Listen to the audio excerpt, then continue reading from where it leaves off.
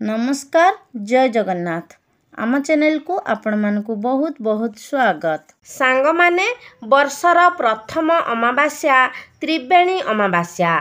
एही अमावास्याटी कौनसी साधारण अमावास्या होई न थाए। सांग माने किछि एपरी कार्य रही थाए जेउ कार्य गुड़िक त्रिवेणी अमावास्या दिन करिबा निषेध होई थाए। सेही कार्य गुड़िक भूल रे मध्य अमावास्या तिथि रे करिबा उचित नुहे। तो आजिर एही भिडियो रे मु आपण मानंकु सेही कार्य गुड़िक विषय रे कहिबाकु जाउछि जेउ कार्य गुड़िक आपण एही अमावास्या तिथि रे करिबा उचित नुहे। एहा सहित मु आपण मानंकु आजिर एही भिडियो रे कहिबी एक एपरी चमत्कारी जिनिस अछि जाहाकु आपण एही त्रिवेणी अमावास्या दिन खाई नेबा द्वारा आपणकर समस्त मनस्कामना खूब शीघ्र पूर्ण होई जिवो। एहा सहित आजिर भिडियो रे मु आपण मानंकु एपरी एक चमत्कारी उपाय विषय रे मध्य कहिबी जेउ उपायटिकु आपण एही त्रिवेणी अमावास्या दिन करि नेबा द्वारा आपणंकु माँ लक्ष्मींकर विशेष कृपा प्राप्ति हेबो जहा फल रे आपणंक घरे केबे भी अन्न ओ धनर मध्य अभाव हेब नाही। तो सांग माने सेथिपाई आजिर एही भिडियोटी बहुत ही खास अटे गुरुत्वपूर्ण अटे। तो सेथिपाई आपण माने भिडियोटी को स्किप न करी थरे मात्र शेष पर्यंत निश्चय देखंतु एवं आपण जदि ईश्वर भक्त होइथांती तेबे कमेंट बॉक्स रे भक्ति और श्रद्धार सहित जय श्री विष्णु जय माँ लक्ष्मी निश्चय लिखंतु। तो सांग माने त्रिवेणी अमावास्या जेउ दिन पड़िबाकु जाउछि एही समय रे महाकुंभ मध्य चलीछि एवं महाकुंभ कौनसी साधारण जिनिस मध्य नुहे। सेथिपाई एही अमावास्याटी कौनसी साधारण अमावास्या नुहे। एही अमावास्या रे एक विशेष महत्व रहिछि एवं एही अमावास्याटी स्वयं महादेवंकु समर्पित अटे। तो सांग माने सेथिपाई एही दिनटीर महत्व सबुठारु अधिक रही थाए।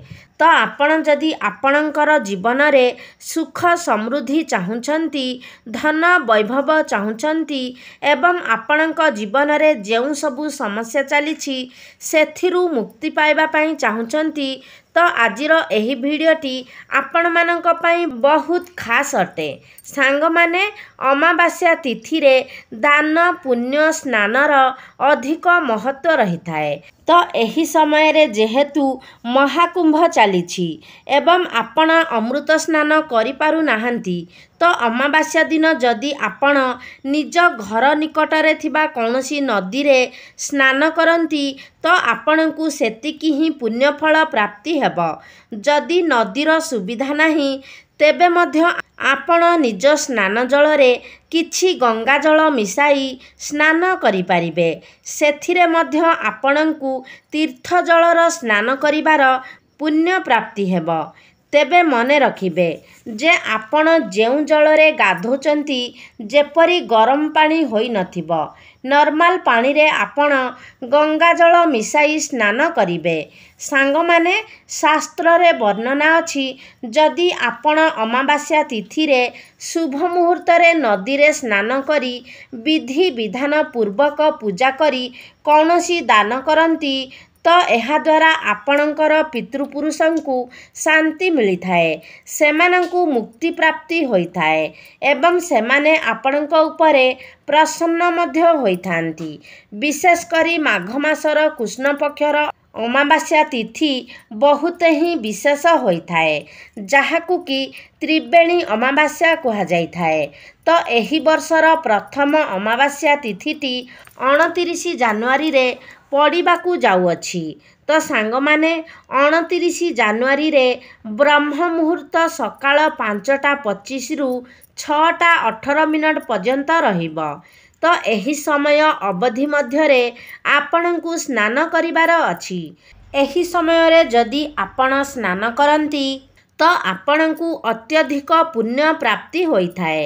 ସାଙ୍ଗମାନେ, ଏହି ଦିନରେ କରାଯାଇଥିବା ଦାନ ପୁଣ୍ୟର ଫଳ ଆପଣଙ୍କୁ 10 ଗୁଣା ଅଧିକ ପ୍ରାପ୍ତି ହୋଇଥାଏ। ଏହି ଅମାବାସ୍ୟା ତିଥିରେ ଆପଣ କୌଣସି ବ୍ରାହ୍ମଣ କିମ୍ବା ଦୁଃଖୀରଙ୍କୀ ବ୍ୟକ୍ତିଙ୍କୁ ଭୋଜନ ଦାନ କରିବା ମଧ୍ୟ ଉଚିତ।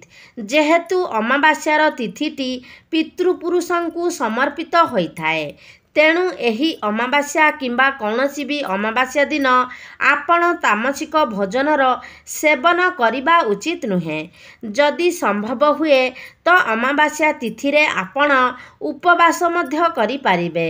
ସାଙ୍ଗମାନେ, ଶାସ୍ତ୍ରରେ ବର୍ଣ୍ଣନା ଅଛି ଯେ ଅମାବାସ୍ୟାର ପୂର୍ବଦିନ, ଅମାବାସ୍ୟା ଦିନ ଏବଂ ଅମାବାସ୍ୟାର ପରଦିନ ଅର୍ଥାତ୍ ପ୍ରତିପଦା ଦିନ, ଏହି 3 ଦିନ ଯଦି ଆପଣ ନିଜକୁ ଶୁଦ୍ଧ ଏବଂ ପବିତ୍ର ରଖନ୍ତି ତ ଆପଣଙ୍କ ପାଇଁ ଏହା ମଙ୍ଗଳକାରୀ ହୋଇଥାଏ।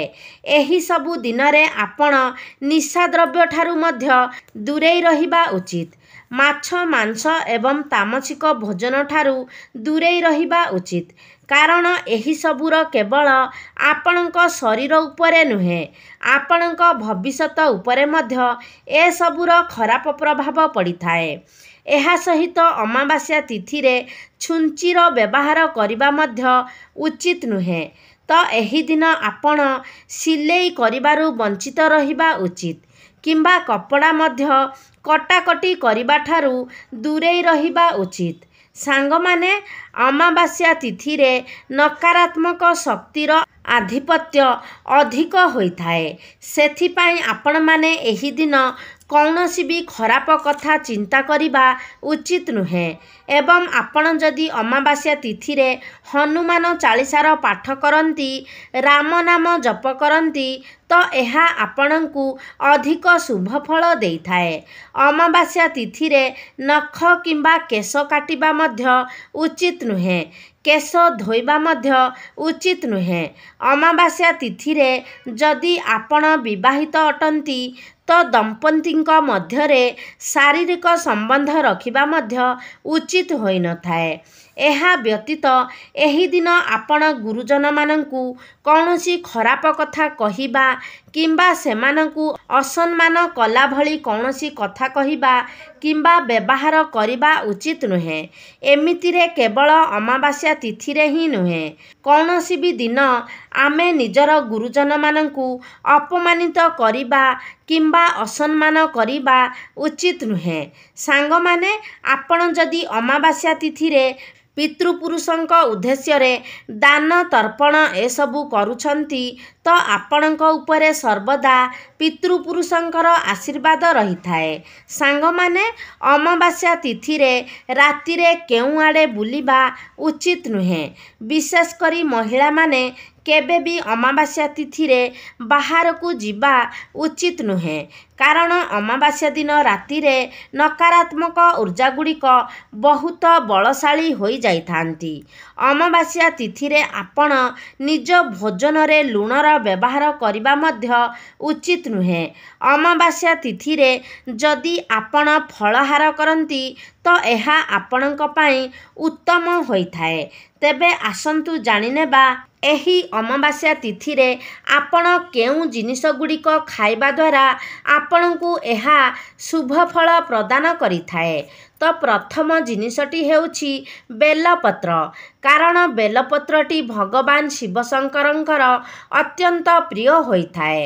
ଅମାବାସ୍ୟା ତିଥିରେ ବେଲପତ୍ରର ସେବନ କରିବା ଦ୍ୱାରା ଆପଣଙ୍କୁ ପ୍ରଭୁ ଶିବ ଶଙ୍କରଙ୍କର କୃପା ପ୍ରାପ୍ତି ହୋଇଥାଏ। ଏହା ସହିତ ଯଦି ଆପଣ ଅମାବାସ୍ୟା ତିଥିରେ ମୂଳାର ସେବନ କରନ୍ତି ତ ଏହାଦ୍ୱାରା ମଧ୍ୟ ଆପଣଙ୍କୁ ପ୍ରଭୁ ଶିବ ଶଙ୍କରଙ୍କର କୃପା ପ୍ରାପ୍ତି ହୋଇଥାଏ। ଏହାଛଡ଼ା ଯଦି ଆପଣ ଅମାବାସ୍ୟା ତିଥିରେ ରାଶିର ସେବନ କରନ୍ତି ତ ଏହା ମଧ୍ୟ ଆପଣଙ୍କୁ ଶୁଭ ଫଳ ଦେଇଥାଏ।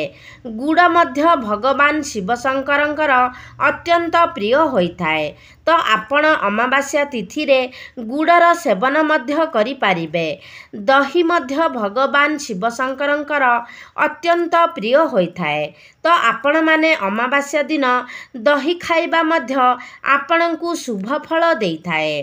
ସାଙ୍ଗମାନେ ଏପରି କିଛି ଜିନିଷ ମଧ୍ୟ ରହିଛି, ଯଦି ଏହି ଜିନିଷ ଗୁଡ଼ିକ ଆପଣ ଅମାବାସ୍ୟା ତିଥିରେ ନିଜ ଘରକୁ ଆଣନ୍ତି ତ ଏହାଦ୍ୱାରା ଆପଣଙ୍କୁ ମା ଲକ୍ଷ୍ମୀଙ୍କର କୋପର ଶିକାର ହେବାକୁ ପଡ଼ିଥାଏ। ତ ସାଙ୍ଗମାନେ ପ୍ରଥମ ଜିନିଷଟି ହେଉଛି ଝାଡ଼ୁ। ଯଦି ଆପଣ ଅମାବାସ୍ୟା ତିଥିରେ ଝାଡ଼ୁ କିଣିକି ଆଣନ୍ତି ତ ଆପଣଙ୍କ ଗୃହରେ ନକାରାତ୍ମକ ଉର୍ଜାର ବୃଦ୍ଧି ହୋଇଥାଏ ଏବଂ ଯେଉଁଠାରେ ନକାରାତ୍ମକ ଉର୍ଜା ବୃଦ୍ଧି ହୋଇଥାଏ ସେଠାରେ ଧନ ଧାନ୍ୟ କମ୍ ହୋଇଯାଇଥାଏ। ସେହି ବ୍ୟକ୍ତିମାନଙ୍କୁ ଦରିଦ୍ରତାର ଶିକାର ହେବାକୁ ପଡ଼ିଥାଏ। ତ ଅମାବାସ୍ୟା ତିଥିରେ ଆପଣ ଘରକୁ କେବେ ବି ଝାଡ଼ୁ କିଣିକି ଆଣନ୍ତୁ ନାହିଁ। ଏହା ସହିତ ଗହମ କିମ୍ବା ଅଟା ମଧ୍ୟ ଅମାବାସ୍ୟାରେ କିଣାଯାଇନଥାଏ କିମ୍ବା ଘରକୁ ଅଣାଯାଇନଥାଏ। ସାଙ୍ଗମାନେ ଅମାବାସ୍ୟା ତିଥିରେ ତେଲ ଲଗାଇବା ମଧ୍ୟ ଉଚିତ ନୁହେଁ, କିନ୍ତୁ ଆପଣ ଯଦି ଅମାବାସ୍ୟା ତିଥିରେ ତେଲର ଦାନ କରନ୍ତି ତ ଏହାଦ୍ୱାରା ଆପଣଙ୍କୁ ଶନିଦେବଙ୍କର କୃପା ପ୍ରାପ୍ତ ହୋଇଥାଏ ଏବଂ ଆପଣଙ୍କ କୁଣ୍ଡଳୀରେ ଯଦି କୌଣସି ପ୍ରକାରର ଶନି ଦୋଷ ରହିଥାଏ ତେବେ ସେଥିରୁ ମଧ୍ୟ ଆପଣଙ୍କୁ ମୁକ୍ତି ମିଳିଥାଏ। ଶନିଙ୍କର କୋପ ଆପଣଙ୍କ ଉପରୁ କମ୍ ହୋଇଯାଇଥାଏ। ସାଙ୍ଗମାନେ ଯଦି ଆପଣ ଅମାବାସ୍ୟା ତିଥିରେ କ୍ଷୀରର ଦାନ କରନ୍ତି ତ ଏହାଦ୍ୱାରା ଆପଣ ପିତୃପୁରୁଷଙ୍କୁ ମୁକ୍ତି ପ୍ରାପ୍ତି ହୋଇଥାଏ। ଏହା ବ୍ୟତୀତ ଗାଈର କ୍ଷୀର ଦାନ କରିବା ଦ୍ୱାରା ଆପଣଙ୍କୁ ଦେବାଦେବୀମାନଙ୍କର କୃପା ମଧ୍ୟ ପ୍ରାପ୍ତି ହୋଇଥାଏ ଏବଂ ଅମାବାସ୍ୟା ତିଥିରେ ଯଦି ଆପଣ ଦୁଃଖୀ ଦରିଦ୍ର ବ୍ୟକ୍ତିଙ୍କୁ ସୋରିଷ ତେଲର ଦାନ କରନ୍ତି ତ ଏହାଦ୍ୱାରା ଆପଣଙ୍କୁ ପିତୃପୁରୁଷମାନଙ୍କର କୃପା ମଧ୍ୟ ପ୍ରାପ୍ତି ହୋଇଥାଏ ଏବଂ ଆପଣଙ୍କ ଜୀବନରେ ସୁଖ ସମୃଦ୍ଧି ବଢ଼ିଥାଏ। ସୋରିଷ ତେଲ ବ୍ୟତୀତ ଏହି ଦିନ ଆପଣ ରାଶି ତେଲ, ଚାଉଳ ଇତ୍ୟାଦି ମଧ୍ୟ ଦାନ କରିପାରିବେ। ତ ଅମାବାସ୍ୟା ତିଥିରେ କମ୍ବଳ ଦାନ କରିବାର ମହତ୍ତ୍ୱ ସବୁଠାରୁ ଅଧିକ ରହିଥାଏ। ଜ୍ୟୋତିଷ ଶାସ୍ତ୍ର ଅନୁସାରେ ଯଦି ଆପଣ ଅମାବାସ୍ୟା ତିଥିରେ କମ୍ବଳର ଦାନ କରନ୍ତି ତ ଏହାଦ୍ୱାରା ଆପଣଙ୍କ ଉପରୁ ନବଗ୍ରହ ପୀଡ଼ା କମ୍ ହୋଇଯାଇଥାଏ ଏବଂ ଆପଣଙ୍କର ପିତୃପୁରୁଷଙ୍କୁ ମୋକ୍ଷ ପ୍ରାପ୍ତି ହୋଇଥାଏ। କମ୍ବଳ ଦାନ କରିବା ଦ୍ୱାରା ଆପଣଙ୍କର ପିତୃପୁରୁଷ ଆପଣଙ୍କ ଉପରେ ଶାନ୍ତି ହୋଇଥାନ୍ତି ଏବଂ ଆପଣଙ୍କୁ ସୁଖ ସମୃଦ୍ଧି ଏବଂ ଧନ ବୈଭବ ବୃଦ୍ଧି ହେବାର ଆଶୀର୍ବାଦ ମଧ୍ୟ ପ୍ରଦାନ କରିଥାନ୍ତି। ସାଙ୍ଗମାନେ ଯଦି ଆପଣ ଅମାବାସ୍ୟା ତିଥିରେ ଚିନିର ଦାନ କରନ୍ତି ତ ଆପଣଙ୍କ ପିତୃପୁରୁଷମାନଙ୍କୁ ମିଠାର ସ୍ୱାଦ ସେମାନେ ପାଇଥାନ୍ତି। ଅମାବାସ୍ୟା ତିଥିରେ ଚିନିର ଦାନ କରିବା ଦ୍ୱାରା ଆପଣଙ୍କ ଗୃହର ଆର୍ଥିକ ସଙ୍କଟ ଦୂର ହୋଇଥାଏ। ତ ସାଙ୍ଗମାନେ ଆପଣମାନେ ଭଲ ଭାବରେ ଜାଣିଥିବେ ଯେ ଦାନ ସହିତ ଦକ୍ଷିଣା ମଧ୍ୟ ଦିଆଯାଇଥାଏ। ତ ଆପଣ ଜଣେ ଭଲ ବ୍ରାହ୍ମଣଙ୍କୁ ଦାନ ଦେଇ ଦକ୍ଷିଣା ମଧ୍ୟ ଦେବା ଉଚିତ। ଏହି ଦାନ ପରେ ହିଁ ଆପଣଙ୍କର ସମସ୍ତ ଦାନଗୁଡ଼ିକ ସମ୍ପୂର୍ଣ୍ଣ ହୋଇଥାଏ। ଏହା ବ୍ୟତୀତ ସାଙ୍ଗମାନେ ଯଦି ଆପଣ ଅମାବାସ୍ୟା ତିଥିରେ ବିଶେଷ କରି ଏହି ତ୍ରିବେଣୀ ଅମାବାସ୍ୟା ଦିନ ଯଦି ଆପଣ 1008 ଥର ମହାମୃତ୍ୟୁଞ୍ଜୟ ମନ୍ତ୍ରର ଜପ କରି ଭଗବାନ ଶିବ ଶଙ୍କରଙ୍କୁ ପଞ୍ଚାମୃତରେ ଅଭିଷେକ କରନ୍ତି ତ ଏହାଦ୍ୱାରା ଆପଣଙ୍କର ସୁଖ ସୌଭାଗ୍ୟରେ ବୃଦ୍ଧି ହେବା ସହିତ ଆପଣଙ୍କର ଆର୍ଥିକ ସଙ୍କଟ ଦୂର ହୋଇଥାଏ ଏବଂ ଯେଉଁମାନେ ଅବିବାହିତ ଅଛନ୍ତି ଯେତେ ଚେଷ୍ଟା ପରେ ମଧ୍ୟ ଆପଣଙ୍କର ବିବାହ ହୋଇପାରୁନାହିଁ ତ ଏହି ଉପାୟ ଦ୍ୱାରା ଆପଣଙ୍କର ବିବାହ ଯୋଗ ମଧ୍ୟ ଖୋଲିଯିବ। ଏହା ବ୍ୟତୀତ ଯଦି ଆପଣ ଏହି ତ୍ରିବେଣୀ ଅମାବାସ୍ୟା ଦିନ ଭିନ୍ନକ୍ଷମ ବ୍ୟକ୍ତିଙ୍କୁ ଭୋଜନ କରାନ୍ତି ତ ଏହାଦ୍ୱାରା ଆପଣଙ୍କର କୁଣ୍ଡଳୀରେ ରାହୁ, କେତୁ ଏବଂ ଶନିଙ୍କର ଶୁଭ ପ୍ରଭାବ ପ୍ରାପ୍ତି ହୋଇଥାଏ। ସେଥିପାଇଁ ଶନି ମନ୍ଦିର ବାହାରେ ବସିଥିବା ଭିକାରୀ ଗରିବମାନଙ୍କୁ ବସ୍ତ୍ର, ଭୋଜନ ଦାନ କରିବା ଉଚିତ। ଏପରି କରିବା ଦ୍ୱାରା ପାପୀ ଗ୍ରହମାନେ ଶାନ୍ତ ହୋଇଥାନ୍ତି। ତ ସାଙ୍ଗମାନେ ସବୁଠାରୁ ବିଶେଷ କଥା ହେଉଛି ଏହିଥର ତ୍ରିବେଣୀ ଅମାବାସ୍ୟାଟି ସୋମବାର ଦିନ ପଡ଼ୁଛି। ସେଥିପାଇଁ ଆପଣ ଯଦି ସୋମବାର ଦିନ ଭଗବାନ ଶିବ ଶଙ୍କରଙ୍କୁ ଅଭିଷେକ କରନ୍ତି ତ ଯେଉଁମାନେ ଅବିବାହିତ ଅଟନ୍ତି ତ ଆପଣଙ୍କର ବିବାହ ଯୋଗ ଖୋଲିଯିବ ଏବଂ ଆପଣଙ୍କର ସମସ୍ତ ମନସ୍କାମନା ମଧ୍ୟ ପୂର୍ଣ୍ଣ ହେବ। ତ ସାଙ୍ଗମାନେ, ଆପଣମାନେ ନିଶ୍ଚିତ ଭାବରେ ଅମାବାସ୍ୟା ଦିନ ଏହିସବୁ କଥାର ପାଳନ କରନ୍ତୁ। ଏହିସବୁ କଥାର ପାଳନ କରିବା ଦ୍ୱାରା ଆପଣଙ୍କର ଅନେକ ଗୁଡ଼ିଏ ସମସ୍ୟାର ସମାଧାନ ହୋଇଯିବ ଏବଂ ଆପଣଙ୍କୁ ଭଗବାନ ଶିବ ଶଙ୍କରଙ୍କର ବିଶେଷ କୃପା ମଧ୍ୟ ପ୍ରାପ୍ତି ହେବ ଏବଂ ଆପଣଙ୍କର ପିତୃପୁରୁଷମାନଙ୍କର ଆଶୀର୍ବାଦ ମଧ୍ୟ ପ୍ରାପ୍ତି ହେବ। ତେବେ ସାଙ୍ଗମାନେ, ଆଶା କରୁଛି ଆଜିର ଭିଡ଼ିଓଟି ଆପଣମାନଙ୍କୁ ନିଶ୍ଚିତ ଭାବରେ ଭଲ ଲାଗିଥିବ। ଯଦି ଭଲ ଲାଗିଛି ତାହେଲେ ଲାଇକ୍ କରନ୍ତୁ, ସେୟାର କରନ୍ତୁ। ଆମ ଚ୍ୟାନେଲକୁ ଯଦି ସବସ୍କ୍ରାଇବ୍ କରିନାହାନ୍ତି ତାହେଲେ ସବସ୍କ୍ରାଇବ୍ କରିଦିଅନ୍ତୁ। ସର୍ବେ ଭବନ୍ତୁ ସୁଖିନଃ। ଧନ୍ୟବାଦ।